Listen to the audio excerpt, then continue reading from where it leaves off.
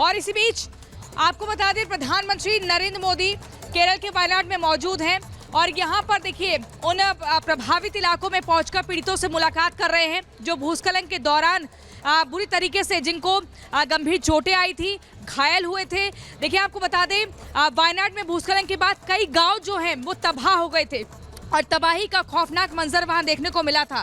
प्रधानमंत्री नरेंद्र मोदी का दौरा इन तस्वीरों में आप देख रहे हैं, जो जगह जगह जाकर पीड़ितों से मुलाकात कर रहे हैं, हर संभव मदद का भरोसा दिया जा रहा है और साथ ही वहां पर जो टीम रेस्क्यू के लिए मौजूद है उनसे भी मिलकर हालातों का जायजा लिया जा रहा है।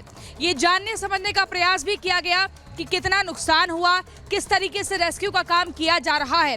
और आपको बता दें डॉक्टर्स की टीम से भी पीएम मोदी ने मुलाकात की और मुलाकात करने के बाद सीधे तौर पर ये कहा गया है कि हर एक बेहतर तरीके से इलाज मुहैया कराया जाना चाहिए, किसी भी तरह की लापरवाही ना हो। भारत सरकार हर संभव मदद के लिए तैयार है।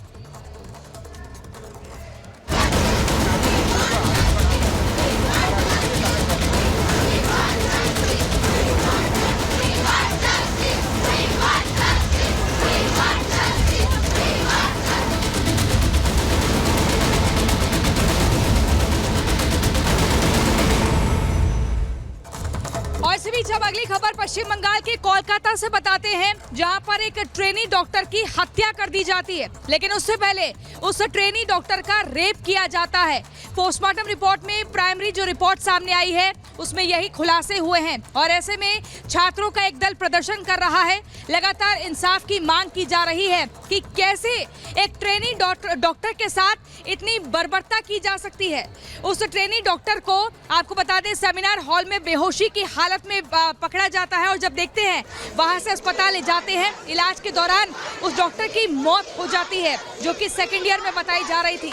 सवाल यही खड़ा होता है कि आखिर ममता बनर्जी के बंगाल में क्या महिलाएं सुरक्षित नहीं है? ये क्या हो रहा है, महिलाओं के साथ क्या हो रहा है, इस पर किसी भी तरह की चुप्पी नहीं होनी चाहिए। क्या पुलिस प्रशासन तथ्यों को छुपाने का प्रयास कर रहा है? क्योंकि इस मामले में जो एफआईआर दर्ज हुई है उसमें आपको बता दें रेप का जिक्र है, लेकिन हत्या की जो धाराएं हैं वो अभी तक जोड़ी नहीं गई हैं। इसी को लेकर छात्र संगठन लगातार नाराजगी दिखा रहा है।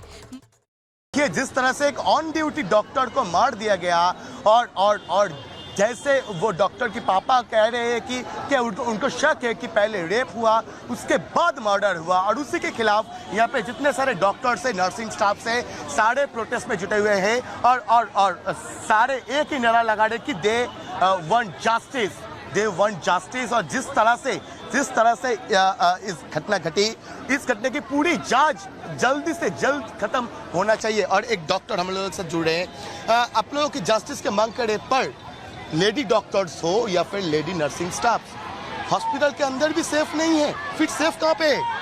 सेफ कोई कहीं पर भी नहीं है।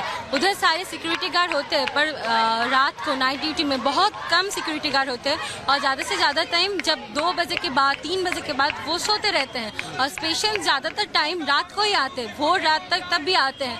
अगर तब भी हमें सिक्योरिटी नहीं मिले हम कैसे काम करेंगे? अगर हमको सिक्योरिटी नहीं मिला पेशेंट्स को क्या सिक्योरिटी मिलेंगी? आगे से ऑन कॉल ड्यूटी या फिर अड्डे की ड्यूटी करने में डर लगने लग गया है कि फिर वापस वही रूम पर रात को अकेले रहना पड़ेगा शायद। हाँ ऑफकोर्स डर लगेगा। हम लोग क्यों ही नाइट ड्यूटी पर जाएंगे? जिसके लिए आज स्ट्राइक है हमारा, हम क्यों उस नाइट ड्यूटी में? कोई सिक्योरिटी रखे है जिसके साथ हुआ है कल मेरे साथ क्यों नहीं होगा?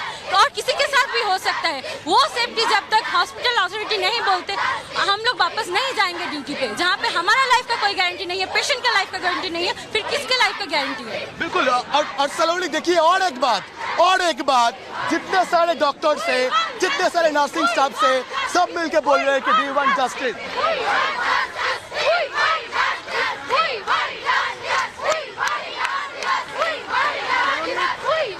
सलोनी वापस जितने सारे डॉक्टर से बात करना चाहेंगे, जब आप लोग ड्यूटी में रहते हैं, नाइट शिफ्ट चल रहा है या फिर अड्डे चल रहा है, फिर आगे से ये सेफ्टी सिक्योरिटी कहाँ पर मिलेगा? वही इसलिए हम लोग का ये जो प्रोटेस्ट है इसलिए क्योंकि एक नाइट ड्यूटी में ऑन ड्यूटी डॉक्टर के ऊपर जो हुआ इससे हम लोग का सेफ्टी कहाँ है? हम लोग कैसे माने कि हम सेफ है? ये जो आज हुआ और ये कल भी हो सकता है, किसी के साथ भी हो सकता है। पर सबसे पहले जितने सारे डॉक्टर्स हैं, जितने सारे नर्सिंग स्टाफ है, सभी का जो सेफ्टी एंड सिक्योरिटी वो इंश्योर करना पड़ेगा सरकार को। यही मांग है सारे स्टूडेंट्स के, और सब मिलकर पूछ रहे हैं कि कहां पे है सरकार, कहां पे है पुलिस।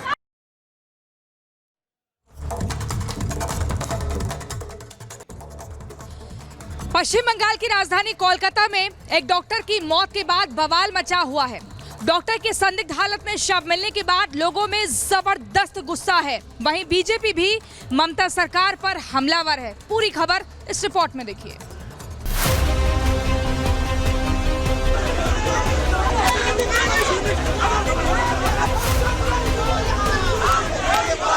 को रेप करके खून किया गया है। हम लोग सीबीआई चाहते हैं।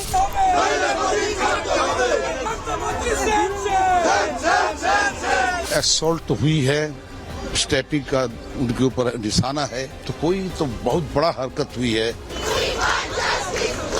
माँ, माटी और मानुष, ये वो 3 शब्द हैं जिनके इर्द गिर्द पश्चिम बंगाल की मुख्यमंत्री ममता बनर्जी की राजनीति घूमती है, या फिर यूं कहें कि वो इन्हीं 3 शब्दों की राजनीति करती है। लेकिन उनके राज में न माटी की रक्षा हो पा रही है और न मानुष की। अब ऐसा क्यों, वो भी समझना जरूरी है। पश्चिम बंगाल की राजधानी कोलकाता इस वक्त उबल रहा है। कारण महिला डॉक्टर की संदिग्ध परिस्थितियों में मौत। मामला आरजीकर अस्पताल का है, जहां सेमिनार हॉल में अर्धनग्न अवस्था में शव बरामद किया गया। दोनों आंखों और मुंह से खून बह रहा था। चेहरे और नाखून पर चोट के निशान थे। उसके पेट, बाएं पैर, गर्दन, दाएं हाथ और होठों पर भी चोट के निशान मिले थे। महिला डॉक्टर की मौत के बाद परिवार रेप और हत्या की आशंका जता रहा है, तो वहीं छात्रों में उबाल है। अस्पताल में काम बंद कर छात्रों ने कैंडल लाइट मार्च भी निकाला। न्याय की मांग करते हुए प्रदर्शन किया।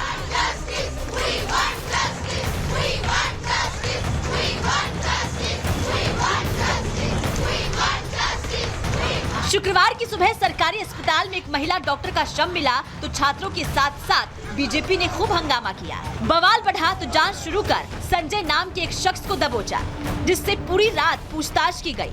सवाल जवाब के दौरान आरोपी ने कई और नाम लिए, जिसके आधार पर आगे की कार्रवाई शुरू कर दी गई है। इस पर भी मामला शांत नहीं हुआ तो ममता सरकार ने विशेष जांच दल का गठन किया, जिसमें 11 लोगों को समिति का सदस्य बनाया गया, जिस पर बीजेपी ने सवाल उठाया। बीजेपी नेता अमित मालवीय ने पोस्ट कर दावा किया कि जांच समिति में 11 सदस्य हैं, जिसमें 2 इंटर्न को टीएमसीपी का सदस्य बनाया गया है, जिनके नाम रिजन बागची और शरीफ हसन हैं। ये दोनों ही टीएमसी के सक्रिय सदस्य हैं। जांच समिति की संरचना को देखते हुए ये साफ है कि जांच पूरी तरीके से दिखावा होगी। घटना के बाद पश्चिम बंगाल में भारतीय जनता पार्टी ने विरोध प्रदर्शन किया और ममता सरकार पर अपराध छिपाने का आरोप लगाया और सीबीआई जांच की मांग की गई। तो वहीं टीएमसी नेता ने भी मौत को हत्या माना और विसरा जांच से सारा सच सामने आने का दावा किया। जो जिस हालत में उनका बॉडी मिला गया, कम्प्लीटली निर्वस्त्र, इसको देखकर लगता है उसको रेप करके खून किया गया है। और ऐसे भी शाम के वक्त के बाद आप पोस्टमार्टम नहीं कर सकते। हम लोग सीबीआई चाहते हैं। बात सच्चा है कि उनको मर्डर किया गया, बात ये भी सच्चा है कि निर्मम मर्डर है, लेकिन किस लिए है अभी इसके लिए विशरा हो गया है। असॉल्ट तो हुई है, स्टैपिंग का उनके ऊपर निशाना है, तो कोई तो बहुत बड़ा हरकत हुई है। महिला डॉक्टर की मौत के बाद जहां कोलकाता में बवाल मचा हुआ है, तो कई सवाल उठ रहे हैं। महिला के शरीर पर चोट के निशान कैसे आए? अस्पताल के अधिकारी इस मामले पर चुप क्यों हैं? आखिर क्यों माँ, माटी, मानुष की बात करने वाली ममता सरकार इस पूरे मामले पर चुप है? Bureau report, Republic Bharat.